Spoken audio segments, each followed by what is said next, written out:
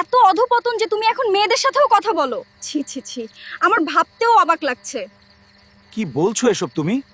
আমি নিজের কানে শুনেছি তুমি কোন এক মেয়ের সঙ্গে কথা বলছো, এখন লুকানোর চেষ্টা করছো। আরে আমি তো, শোনো, ব্যাপারটা আসলে তেমন কিছু নয়, তুমি যা ভাবছো আসলে তা নয়। চুপ করো, তুমি কোনো কথা বলবে না, আজ আমি বলবো আর তুমি শুনবে। ঠিক আছে, তুমি বলো, আমি শুনছি। আমি তোমার কথাগুলো মনোযোগ দিয়ে শুনছি। তুমি বাসায় বসে মেয়েদের সাথে চ্যাট করো, তাহলে অফিসে না জানি কি করো, আমি ভেবে পাই না। ছি ছি ছি ছি, তুমি না শিক্ষিত লোক, এই কি রুচি তোমার? এখন মনে হয় তোমাকে বিয়ে করে ভুল করেছি।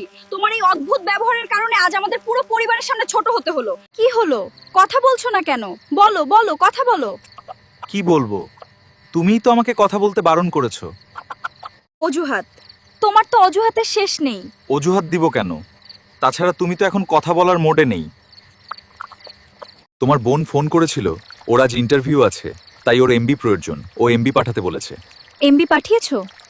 তা কিভাবে পাঠাবো? তার আগেই তো তুমি আমাকে আসামির কাঠগড়ায় দাঁড় করিয়ে দিলে। সরি গো, আমার ভুল হয়ে গেছে, আর এমন হবে না, আমাকে ক্ষমা করে দাও।